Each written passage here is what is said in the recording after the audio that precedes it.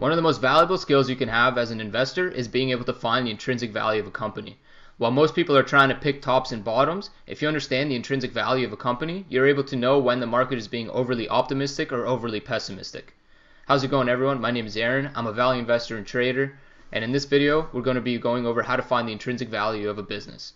Now, there are going to be 5 required elements to find the intrinsic value of a company using the method I'm going to be showing. The first is going to be the qualitative analysis. You're going to want to understand how the company is positioned within the industry. You want to understand the competitive dynamics of the industry, and you want to understand the fundamentals of the business itself. Now, this is the most important part because it's going to inform the decisions that you make throughout the rest of the model. The second step is going to be to find the weighted average cost of capital, and this is going to serve as the benchmark hurdle rate that you're going to be assessing the company's return on invested capital against. The third and fourth are going to be the net asset value and earnings power value. Now, these are the 2 models you're going to be using to find the intrinsic value of the company. The net asset value is going to produce the replacement value of the company's assets, while the earnings power value is going to provide you with a reasonable estimate of what the company's earnings are worth. Finally, you're going to find the return on invested capital, and this is going to be the metric that you use to assess how well the company is doing relative to the industry. So let's get right into the first step, which is the qualitative analysis. Now, the qualitative analysis is going to be broken up into 2 sections. You're going to want to define the company's business risk first, and then you're going to follow it up with the financial risk. Now, to determine a company's business risk, there's 2 primary elements you want to look at. You want to look at the company's operational risk, and you want to look at their competitive risk. And once you determine these 2, you're going to be able to place a company in one of 3 buckets. Either it's going to be low business risk, medium business risk, or high business risk. Now, to determine the company's operational risk, you want to look at its EBIT, its ROA, its revenues, or its operating margin, and you want to compare that to how large the asset base is. Now, the larger the asset base and more volatile the earnings, the riskier the business is going to be. And the reason why is because with a large asset base comes high fixed costs. And during an economic downturn, when demand drops off for a company, then they still have to service those high fixed costs, and it can lead them to being unprofitable and even lead them to bankruptcy.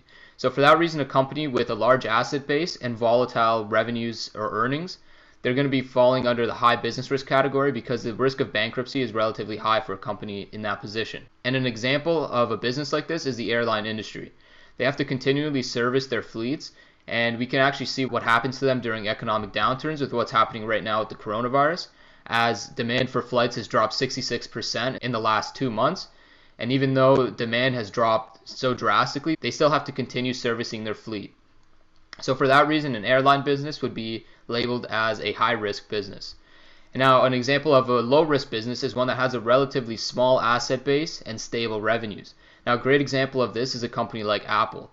Apple has a very small asset base compared to their revenues. They have revenues of around $270 billion, and if you look at their property, plant, and equipment, it's only $37 billion. So during an economic downturn, they don't have to service high fixed costs, and they can actively reduce their cost structure in order to sustain their operating margin during an economic downturn.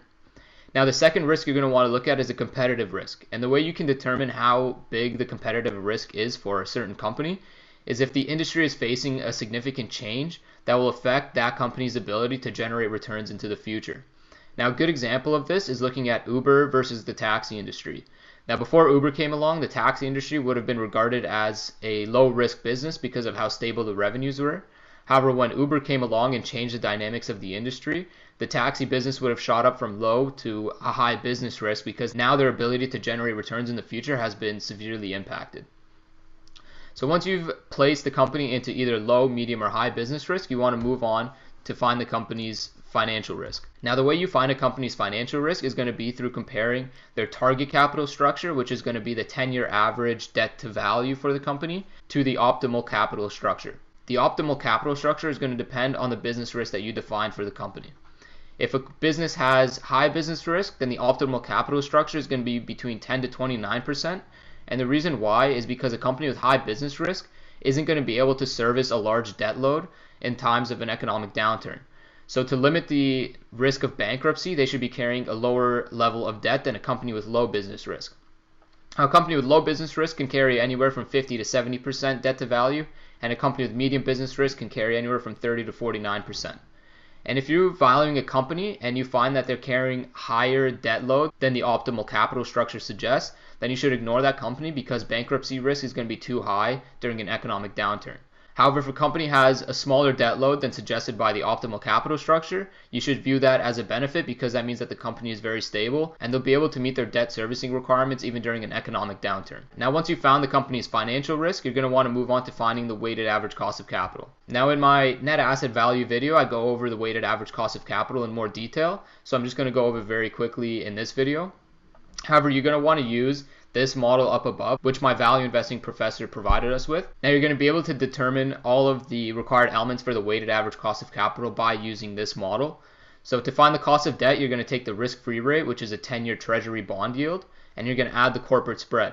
And to find the corporate spread, you're going to want to find the company's bond rating. And if you can't find it online, then you're going to use one of the bond estimates that you see up above here.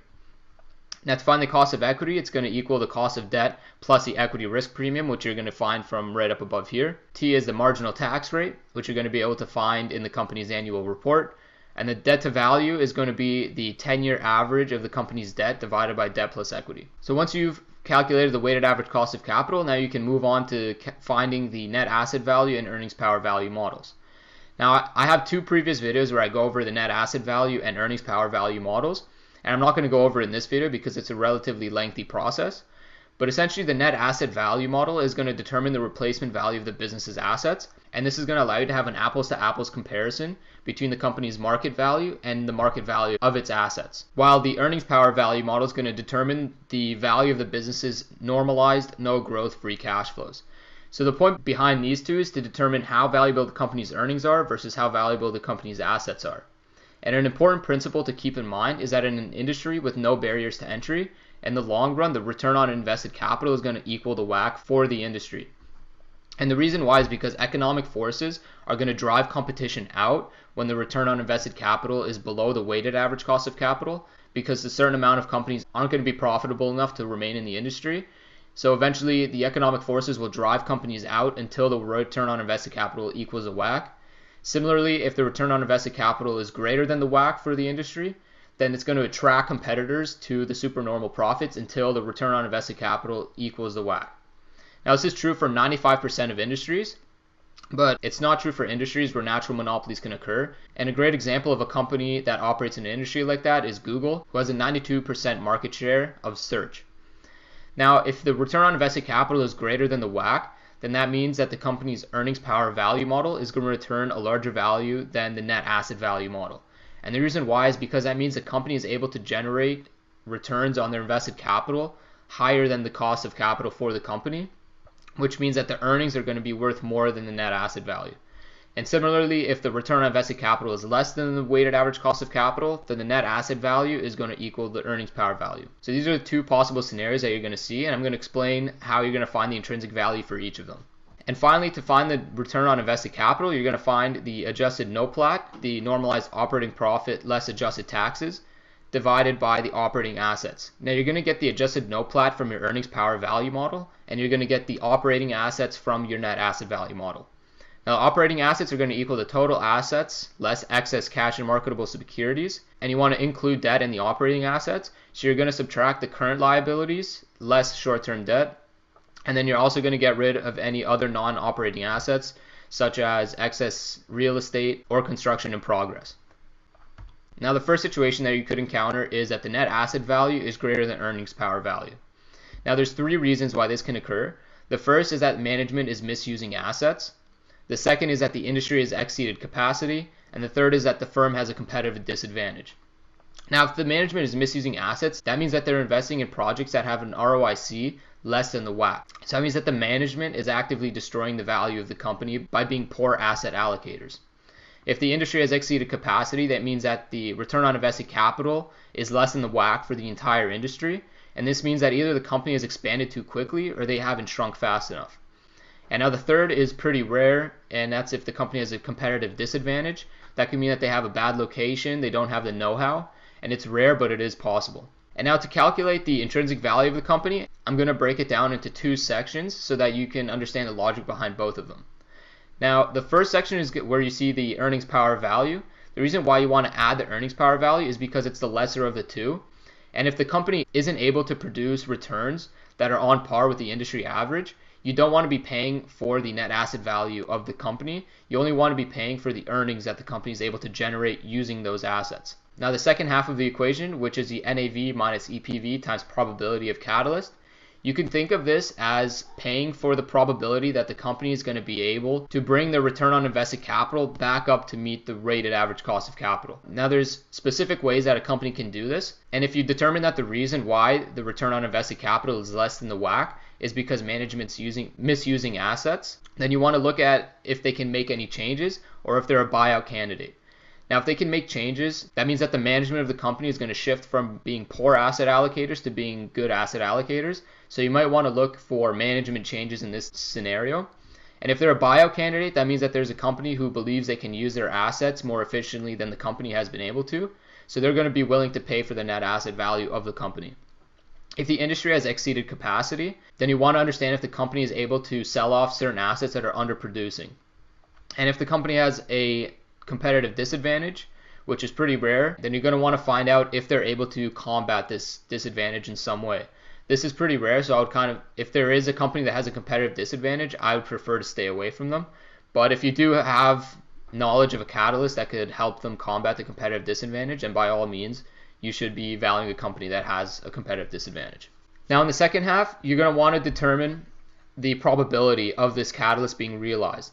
So you're going to want to either pick 20%, 50%, or 80%. 20% is going to represent a low probability, 50% a medium probability, and 80% a high probability of realization. And essentially what this equation is finding is you want to pay the most reasonable price for the company. So you're going to be paying for the earnings, which are the weaker element to the company, plus the probability that the company is going to be able to bring their earnings up to match their net asset value. So now moving on to the second possible scenario, and that's that earnings power value is greater than the net asset value. That's going to occur for three reasons. The first is that the company has government permissions, licenses, or patents, and this essentially creates a legal monopoly for the company, which allows them to have supernormal profits, which is why they're going to have earnings power value greater than the net asset value. The second is going to be good management, and good management is really hard to improve upon, and therefore you can't expect management to increase the intrinsic value of the company unless they have a succession planning program in the future. And you want to make sure that if they do have a succession planning program, that it's an inside hire, because inside hires always understand the business better than an external hire. And now the third and most common reason why this occurs is because a company has barriers to entry. And I'm going to be going over these a little bit more in depth, but just quickly, the company can have a cost advantage, a demand advantage, economies of scale, or network effects. And now the intrinsic value calculation is very similar to the first scenario. However, in this case, since the net asset value is less than the earnings power value, that's the first element you want to start with.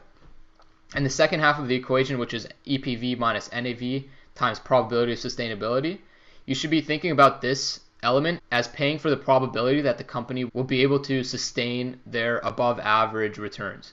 Now the EPV minus NAV, that's how you calculate the company's franchise value, and you want to multiply that by the probability that they'll be able to sustain that franchise. And now in order to understand how likely it is for a company to sustain a franchise, we're going to have to look at the reasons why a company would be producing above average returns.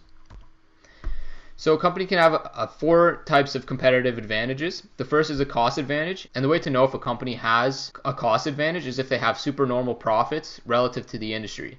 And this can be caused by proprietary knowledge, which is patents or production processes, or industry know-how.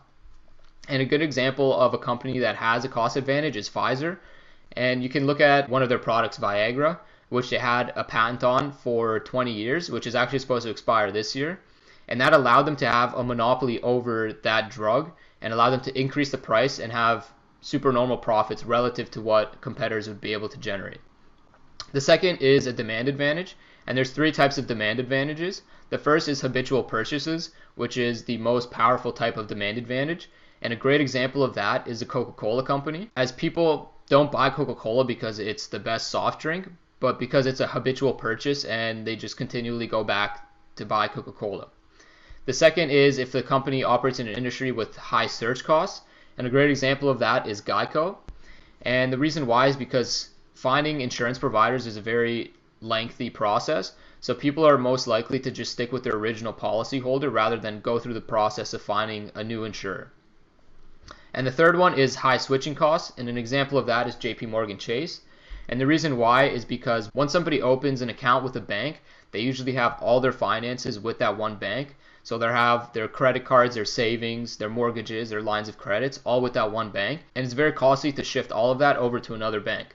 So for that reason, when somebody signs on with a bank, they're very likely to stick with that bank for the rest of their life. The third is economies of scale. And economies of scale are especially significant when the fixed costs of the industry are high.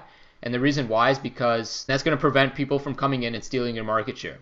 For an economy of scale advantage to be powerful, it must be combined with a demand advantage. And now two examples of this are Intel and Microsoft. Intel has a 70% market share of CPU processors, and Microsoft has a 70% market share of desktop operating systems. Now for Intel, their economies of scale have helped them remain the leader in their industry for over 20 years. Now if you look at a graph of Intel and AMD's market share over the years, you'll see that there's times when AMD releases a superior product and takes some of the market share away from Intel. However, given Intel's market share, they have a much larger R&D budget, and they're able to outspend AMD whenever they produce a superior product to come out in the next year with an even better product and take that market share back from AMD. And this is something that's very sustainable in the long term because there's nothing that the competition can do since you're able to consistently outspend them. Now the fourth and final competitive advantage is network effect. And this is where one user adds value to the rest. A great example of that is Facebook, as every new user provides current users with somebody else that they can connect with, and also provides Facebook with valuable data to improve their service. Now the sustainability of the competitive advantage depends on the advantage itself. So if it's a cost advantage and it's based on superior production system, the advantage will only last as long as the technology, and given how fast innovation is in the technology sector especially, it's going to be a short-lived competitive advantage. However, if it's a long-lasting competitive advantage, so it's something like patents or know-how, even those are going to eventually run out. So you want to make sure that you use a reasonable probability of sustainability when you're calculating your intrinsic value. If it's a demand advantage and it's reliant on captive customers, you should know that customers die or grow up. So to understand the sustainability of the demand advantage for the company you're valuing, you have to know if there is some sort of a cycle that keeps new customers coming into their product ecosystem. So with Coca-Cola, they're able to have an intergenerational demand for their product because parents are buying Coca-Cola and giving it to their kids, and then their kids now become habitual Coca-Cola purchasers.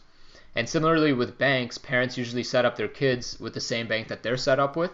So for that reason, banks also have an intergenerational demand aspect to their demand advantage. So the sustainability of their competitive advantage would be much higher than a company that doesn't have this intergenerational demand aspect to their demand advantage. Now, if a company has economies of scale, it's going to be dependent on the industry. So like we said with Intel, the sustainability of their competitive advantage is going to be very high because they can continually outspend their competition. But in an industry where the fixed costs aren't that high, economies of scale might not help you that much.